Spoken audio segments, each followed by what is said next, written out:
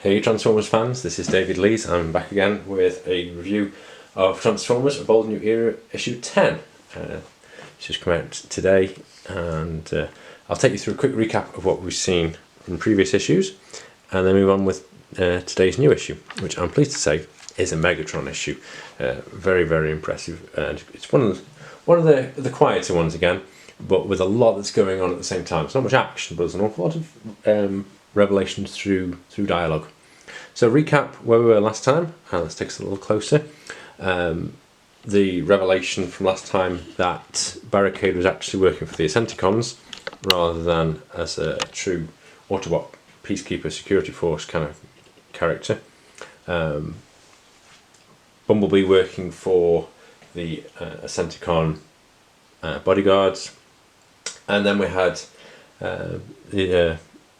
obviously the revelation here is about Barricade again, but also the storming, so to speak, of the hidden Decepticon base beneath the War Memorial, and the booby trapping that went on there.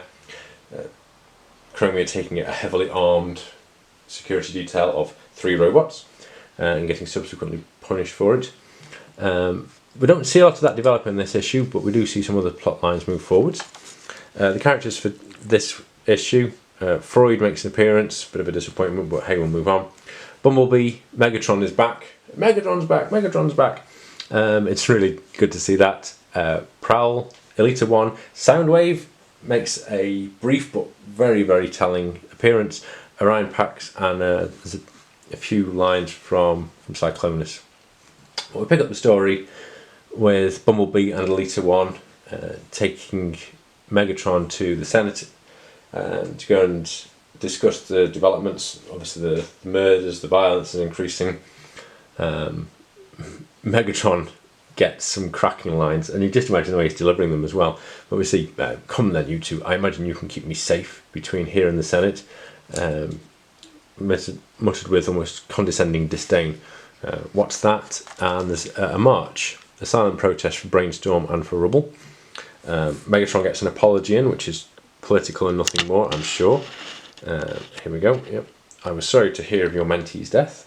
A brief pause. Bumblebee turns his back, says thank you, moves on. So we're back to apologising, but only briefly, thankfully. And they escort Megatron to the Senate building. Outside the Senate building, Elita 1 and Bumblebee have a conversation about how they would be involved with the march if they weren't actually doing bodyguard duty for Megatron. Bumblebee's not sure what's going on. No, there's a lot of doubt, a lot of uncertainty and confusion amongst most of the population, especially the Autobots, who really still continue to come off as inept and not having really a clue what's going on. Freud walks past Windblade, who's getting resuscitated after her damage from the explosion last time. Sideswipe getting repaired. There's an unnamed medic. I honestly don't know who it is. But the typical Sideswipe, who's always struck me as this kind of rash character. And then she called me Slow Swipe. Can you believe that? The attempt to kill you seems a touch more injurious. He's more concerned about the fact that he's been called Slow Swipe rather than actually suffered some pretty serious injuries. Cyclonus is around. Freud attempts to engage him in conversation. Cyclonus says very, very little. He just sits there and tolerates Freud, which is kind of it seems to be a good way of handling him. And there's this character Paragon, and Freud asks Cyclonus, are you talking to Paragon? Have you spoken to him? Yet Paragon died. He did not die, Freud, he was killed. So Paragon is clearly one of these ghost characters that Cyclonus has hanging around with him. Killed by Pyromagna. They know who killed him. So Cyclonus carries on. There's not much development there, except that Cyclonus has just either got post-traumatic stress or is just losing the plot completely. We cut instead inside to the Senate, which looks like a pretty claustrophobic place with about room for six seats. One of the characters appearing hologrammatically. We're getting nowhere. Does anyone else wish to speak? Says Orion. There can be no resolution until harmony of purpose is restored. That's great. Megatron just cuts through the diatribe, and the conversation. Thank you, heretic. None could refuse the reversionists of inconsistency in their advice, even at their 1000th time of asking. Can we get on and move forwards? And Megatron, good to see Megatron back, delivering some classic Megatron type lines, some real depth to them. He really does express his disdain for the current situation. Let me just take you through some of these lines. Orion's argument, everyone has to agree, there has to be unity. And Megatron's like, why? Are you really so afraid of disagreement? You cannot make everyone agree just by insisting. And it's like a call for unity after an election, or a new president's been sworn in or whatever. We must unite. We continue to disagree. And there's this cracking line from Megatron: silence is not consensus when it is enforced and when you are not listening. So Megatron is deeply unhappy, as he always has been, with the status quo, continues to push for change, Nominus exiling everyone who might have caused trouble, and Megatron saying, you can't just make people be quiet just by kicking them off the planet. So Orion is desperate to call for unity, or at least the appearance of unity. Harmony is what we need, he says now, a united front. And there's a lot of agreement about this idea. So they're determined to move forwards. Orion is determined to move forwards and try and get people to at least talk and pretend to be united. Sentinel Prime will return before cycles end, and when he does, we will all stand together and denounce the rise once and for all. Call them liars, call them killers. Take away their name, give them one that matches the deceit behind their mask of aspiration. And Megatron jumps in. Ha! Deceit, deception. It is so completely you, Orion Pax, to find yourself in need of a weapon and reach for an idea. Ooh! Feel the burn, Orion. And more from Megatron. Take it from someone who knows rather more about weapons than you do. You should be careful deploying them in a confined space. Ideas are like shrapnel. They do not know friend from foe. So Megatron continuing to push his agenda, and you can see him giving up on the diplomatic path with the Senate, moving forwards instead. He moves forwards outside the Senate Hall, where there's this mass silent protest at the death of Rubble and Brainstorm. That's Megatron, calls out one of the protesters.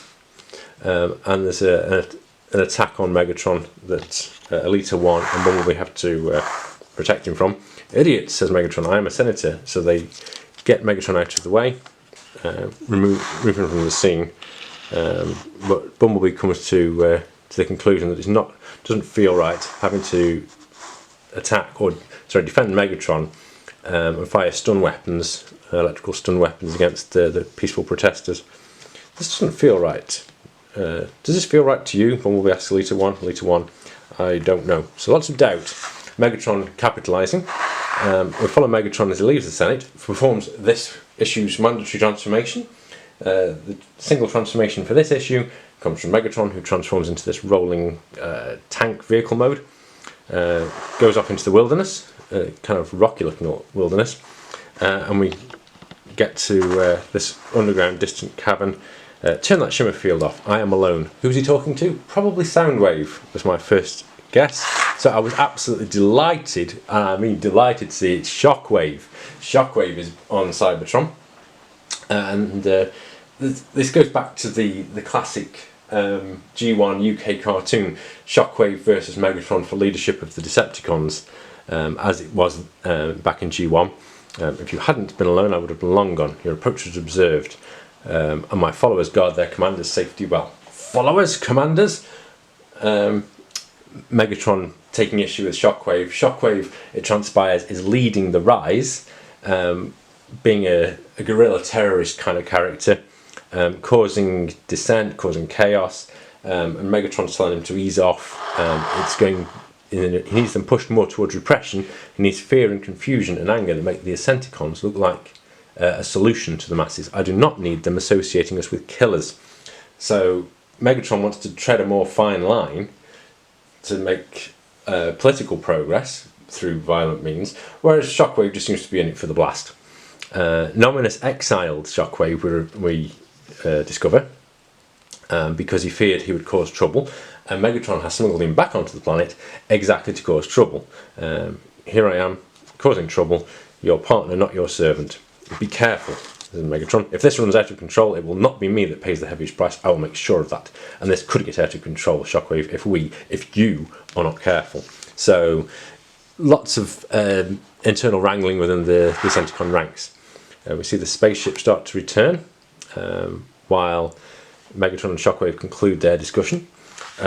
Politicians, says Shockwave, we'll see whose choices carry the most weight. We'll see. The spaceship continues to return. Meanwhile, Prowl is going to have a conversation with Soundwave. You brought many security operatives. Yes. Just trainees, Senator. Prowl's come to speak about Barricade. Want to talk to Barricade, invite him back to the security force, and question the living daylights out of him. And Soundwave stands there impassively and then says, no. It really gets on Prowl's nerves. So, comic moment, but you can see more developments there. There's more going to happen there.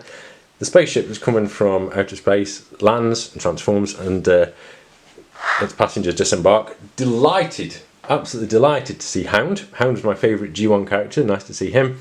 Starscream looking no nonsense. This is Sentinel Prime in his new incarnation, bright orange, lovely. Trax in red, probably not Trax. Starscream, Nautilus, obviously some other unnamed characters. Sentinel Prime is in no nonsense mood. Never mind all that, Ironhide, we are going to the Senate. There are some heads I want to smash together now. Continued in 2 weeks, so that will take us to the 21st of August. I will flip through some of these, very nice artwork as usual in the back, but this is got to be the highlight. I was expecting to pick it up today. Transformers 84, a one-shot. It's dated, or will be dated August 2019. My local comic book store says 21st of August, so I will be there in 2 weeks. Really looking forward to this, massively looking forward to seeing what's going on. Reuniting Simon Furman and Guido Guidi. So I will be reviewing that in the near future. Some of the bits and pieces at the back, not much to report. And that